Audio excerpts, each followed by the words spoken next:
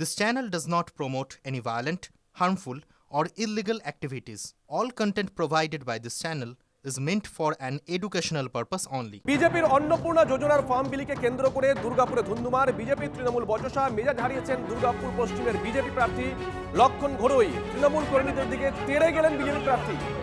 চল কেন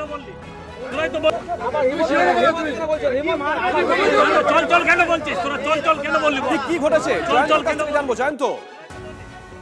দেখো শুভজিৎ, যে ঘটনা ঘটছে অন্নপূর্ণা যোজনা, যেটা বিজেপি বারবার বলছে যে লক্ষ্মী ভান্ডারের 1,000-এর পরিবর্তে 3,000 টাকা দেবো, এবং সেই ফর্ম বাড়ি বাড়ি গিয়ে সেই ফর্ম ফিল আপ করাচ্ছে বলে অভিযোগ হচ্ছে বিজেপি মহিলা কর্মীরা।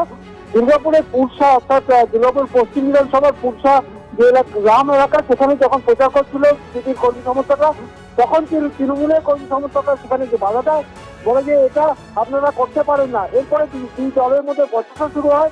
তখনই মেজাজ হারান দুর্গাপুর পশ্চিমের বিজেপি প্রার্থী লক্ষণ ঘোড়ই, এবং বেশ উত্তেজনা পরিস্থিতি সৃষ্টি হয়।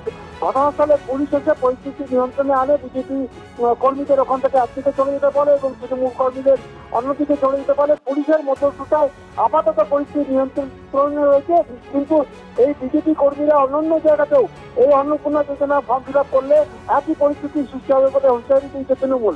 শুভজিৎ, ধন্যবাদ।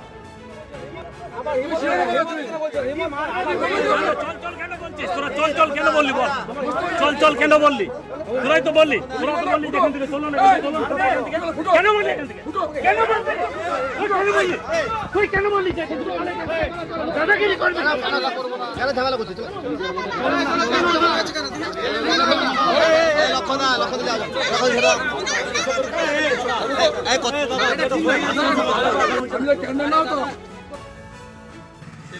এলাকায় আমাদের উৎসবতী যারা মহিলা নেত্রী আছেন, বাড়ি বাড়িতে বিনোদ রুই দাস, তার নেতৃত্বে পুরো গুন্ডা বাহিনী ধমকাচ্ছে, ঘরতে বেরোবেন না, দেখে নেওয়া হবে, ভোট পেয়ে গেলে বুঝে নেবো।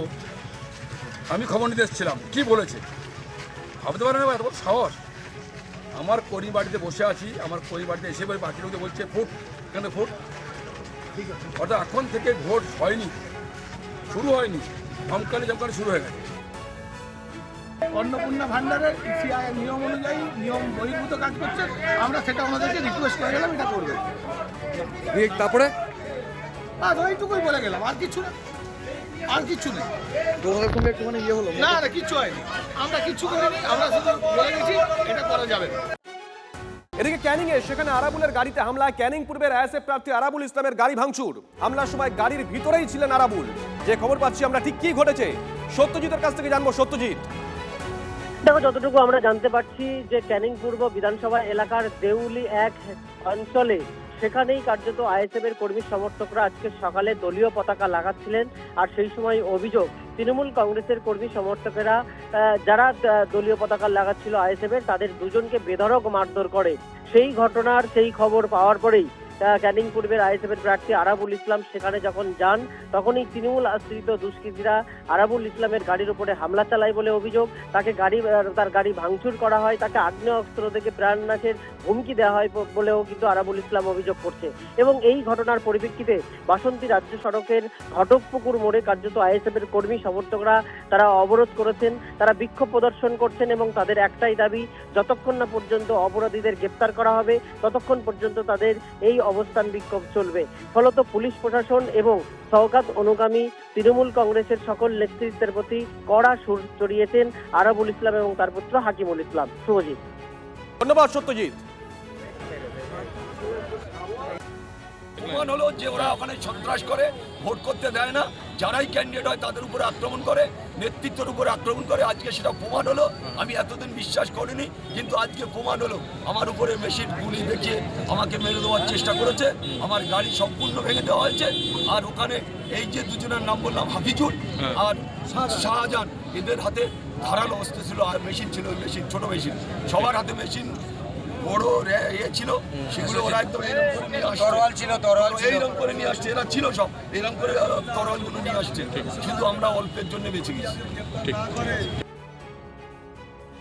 আমাদের দুজন কর্মী আজকে ফ্ল্যাগ লাগাচ্ছিল, আইএসএফ এর ফ্ল্যাগ।